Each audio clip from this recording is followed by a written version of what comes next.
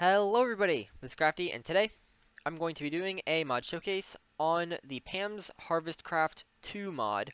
This is going to be a comprehensive video on all the parts of it, seeing as, unlike the original Pam's Harvestcraft, this mod is divided into 4 parts.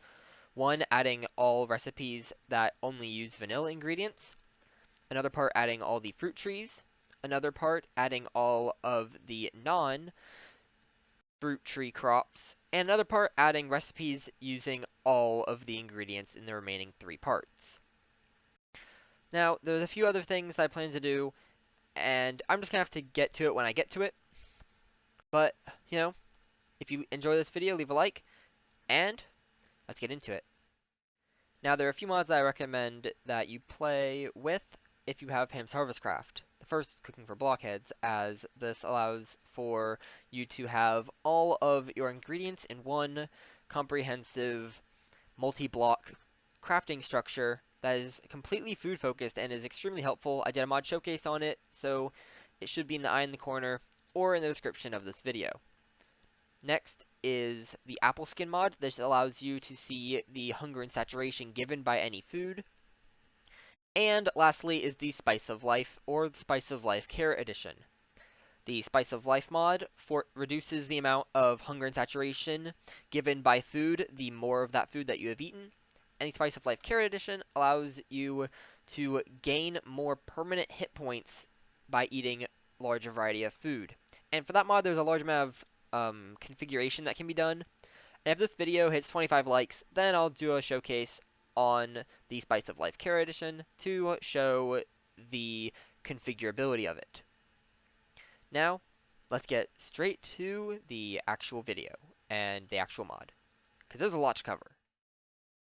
Now, the first thing that we have is the Pam's Harvestcraft core, which adds all of the foods that are added with only vanilla ingredients.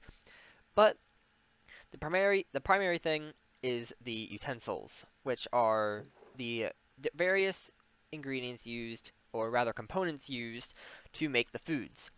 Each of these will not be consumed upon using them in a crafting recipe, and each have crafting recipes that have been changed since Pam's Harvestcraft 1. So the bakeware I think has remained about the same, using 8 bricks. The cutting board I think used to require an iron ingot, but now requires only a brick with a stick and any type of plank. The juicer used to require a stone block and a stone pressure plate, but now requires 4 brick. The grinder used to be called the mortar and pestle, and now requires brick instead of stone, in addition to the normal stick. The mixing bowl has remained about the same, requiring 3 of any plank and a stick. The pot used to require iron, but now just requires 4 brick and a stick. The roller is something completely new to Pam's Harvestcraft 2, and requires any type of log with 2 sticks. The saucepan used to be in a slightly different shape, but is still just a brick and a stick. And then the skillet used to require, I think it was 2 brick and a stick, but now requires a brick and 2 stick. And these are each used in a wide variety of the crafting recipes, which I will not be going through the recipes because there would be way too many. And so I'll just recommend that you install JEI. There'll be a link to it in the description, and this will allow you to see all of the crafting recipes added by every mod that you have. The second part of the Pam's Harvestcraft 2 mod is the crops, which adds the various garden types. There used to be a lot more in Pam's Harvestcraft 1, but has now been condensed down to 6. That can be found in various areas. For example, the arid garden is found in sandy or mesa biomes, such as the desert, basically. Soggy garden is found near rivers. The shaded garden is found in forests. The tropical garden is found on beaches. The windy garden is found in plains, and the frost garden is found on mountains or in colder biomes. And they each have a different drop table when broken. However, there are a few differences compared to Pam's Harvestcraft 1. The main difference is that the gardens will now only drop one crop when broken rather than multiple, and no longer spread. And there's also no longer any way to pick them up, which is evident by the fact that the texture in the hand is absolutely huge. Now, the tropical garden can drop kenaf, arrowroot, pineapple, kiwi, coffee bean, soybean, ginger, grape, eggplant, cantaloupe, taro, and sesame seeds. The windy garden can drop strawberries, parsnips, cucumbers, peanuts, onions, barley, artichoke, lettuce, corn, flax, winter squash, mustard seeds, chili peppers, amaranth, elderberries, and bell peppers. The shaded garden can drop sweet potatoes, leeks, white mushrooms, tea leaves, tomatoes, scallions, beans, spice leaves, zucchini, garlic, turnips, radishes, rhubarb, blackberry, and jutes. The soggy garden can drop mulberry, green grape, blueberry, rice, Brussels sprout, asparagus, cranberry, okra, tomatillo, water chestnut, jicama, cotton, kale, millet, and spice leaf. The frost garden can drop rutabaga, peas, raspberry, huckleberry, broccoli, cotton, celery, cabbage, juniperberry, cauliflower, kohlrabi, quinoa, oats, spinach, and rye. And lastly, the arid garden can drop agave, chickpea, cactus fruit, sisal, cactus, lentil, and cassava. Now, you might notice that there is a slight overlap with some, and additionally, these will no longer drop any vanilla crops. So if in Pam's Harvestcraft 1, for example, the tropical garden would have bamboo, but since that has now been added with Vanilla Minecraft, it is no longer present. And the windy garden used to have wheat, carrots, and potatoes, but that is no longer present. And I believe it's the frost garden that used to have beets, but they are now replaced with beetroots. The third part of Pam's Harvestcraft 2 is the Pam's Harvestcraft trees, which adds all of the various tree fruits. So there are temperate trees, which spawn in temperate biomes, such as mountains, hills, or plains, and include apple, avocado, candlenut, cherry, chestnut, gooseberry, lemon, nutmeg, orange, peach, pear, plum, walnut, spiderweb, hazelnut, pawpaw, and soursop saplings. The warm trees spawn in jungle and swamp biomes. Any warmer biome that's not like a desert rather, and include almond, apricot, banana, cashew, coconut, date, dragon fruit, durian, fig, grapefruit, lime, mango, olive, papaya, pecan, peppercorn, persimmon, pistachio, pomegranate, starfruit, vanilla bean, breadfruit, guava, jackfruit, lychee, passion fruit, rambutan, tamarind, cinnamon, and paperbark saplings. And lastly, there are cold trees, which there are only two of, and they spawn in snowy biomes, and they are the pine nut and maple. Now you might notice that some of these have an axe next to them, and that is because the cinnamon, paperbark, and maple saplings do not have fruit that grows from their leaves, but rather they have their crop that grows from the bark, meaning you have to actually chop down the tree in order to get the maple, paper, and cinnamon. Lastly, just as a general thing, is that the core, crops, and trees mods can each be installed individually, while the food expanded mod requires all three, or another food mod that adds the majority of the foods. However, that last option is kind of shaky, and so it's not recommended. Now comes the fun part of the video, where I rank every single food added within Pam's Harvestcraft core and food expanded on one massive tier list. This tier list goes from S to F tier, and while is by no means 100% accurate, it is based heavily off of the hunger and saturation restored by each food, as well as how easy it is to obtain the food and how many crafting steps it has. And I'm going to go ahead and say that all of the foods are in D tier or higher, and none of them fall into E or F tier, which is none of them are equivalent to rotten flesh or spider eyes or worse than that. So, let's go ahead and get started. Now, everything that is in D tier is all of the crops, all cupcakes, plain yogurt, chocolate bar, silken tofu, all raw tofu meat, the edible root, and cornmeal.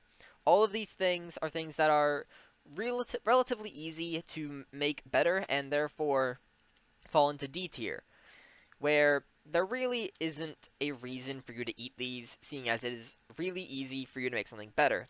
And when it comes to the cupcakes, there's just better uses of your resources. In fact, there are foods in higher tiers that use less resources and supply much, much more hunger. In C tier, we have all cooked crops, cheese, crackers, cookies and milk, fried egg, boiled egg, all jelly, caramel, marshmallows, peeps, cotton candy, gummy bears, jelly beans, stock, sunflower seeds, pizza slice, and tortilla. Now, the reason that a lot of these that like the tortilla and the stock are in here is that it is extraordinarily easy to combine these with something to get something that is way better. And so I see no purpose to eat these, and these by themselves are relatively low tier foods, while a lot of high tier foods require them as part of their crafting recipe. Now, the B tier has a few more things than the others, seeing as it includes pumpkin bread, carrot bread, toast, mac and cheese, noodle soup, pretzel, all other yogurts other than the plain yogurt, that is, all ice creams, not just this one, but all ice creams, hot chocolate, scrambled eggs, chocolate bacon, chocolate pudding, chocolate roll, all juice, smoothies, and cooked tofu meat, applesauce, roasted sunflower seeds, beans and rice, chimichanga, fiesta corn salad, pepperoni, refried beans, all candied food, all soda, and the root beer float, all are in the B tier, either due to the rarity that it is for their required materials, or just simply the fact that they don't restore a very large amount of hunger. Next we have the A minus tier. This is things that could almost get into A tier, but were better than the things in B tier and really deserve their own category, which include the jelly sandwiches, pies, the fruit punch, all ground meat and all jerky, the fried chicken, the buttered baked potato, the chicken dinner, the epic bacon, the hot dog, mashed potato, fries, potato soup, glazed carrots, carrot soup, pickled beets, pumpkin soup, baked vegetable medley, meatloaf, tortilla chips, salsa, chips and salsa, deluxe and normal nachos, the enchilada, fish taco, garlic bread, sausage, stuffed chili peppers, normal taco, all chips, popcorn, and the chocolate orange. Now, you might notice that a lot of these things are, almost enough to completely fill up your entire hunger bar and have more saturation than you do hunger points. And that most of these are in this category because they either have too complicated crafting recipes or can be improved to something A tier or higher. Now, the A tier are pretty much some of the best things while still being in large groups. So, this includes the grilled cheese, all cake, all donuts, the s'mores, all jelly toast, the spaghetti meatballs, all burgers, the chicken sandwich, the fish sandwich, the caramel apples, the chocolate caramel fudge, all pizza, garlic chicken, garlic mashed potatoes, quesadilla, and marzipan. All of these are things that have relatively easy access to ingredients and don't require a vast amount of crafting recipes in order to do, while still having an insane amount of hunger or saturation, or both. Now we have the S tier foods. These are ones who stick out from A tier because their recipes are very variable and you can use a vast amount of variation in the ingredients to get the same thing. And these are the first ones where they actually have a distinctive tier, or a distinctive top and a distinctive bottom, with the third place being trail mix, second place being fruit salad, and third place being stew, seeing as it's literally just a pot any sort of raw meat, flour, and then any type of vegetable. And it restores a large amount of hunger and has a large amount of saturation. However, there is still one food that tops everything else. And that food is the spaghetti dinner. This food has a 13 hunger point and a 31 saturation to it, making it one of the best foods in the game. In addition, all of its components are relatively easy to come by, as in milk. You can get fresh milk from a milk bucket, then garlic bread, just toast, which is easy to get, garlic, which is a raw crop, and butter, which is just milk. And then the spaghetti meatballs is just any type of beef, pasta, tomato, and a spice leaf. Now I put this in S+, seeing as it is just the best food to eat, and all of its components are also relatively decent. So while it might take a little bit to set up, once you have a cow farm and some other things, this food could be really easy to come by, and it is just, I would say, one of the top foods in the game. And that concludes this mod showcase. Hope that you guys enjoyed and this helped you with this mod.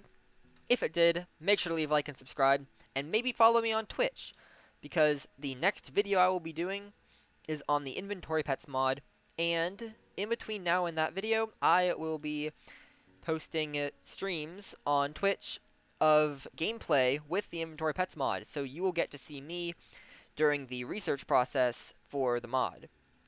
Anyways, without any further ado, I'd like to thank you for watching, make sure to subscribe, and goodbye!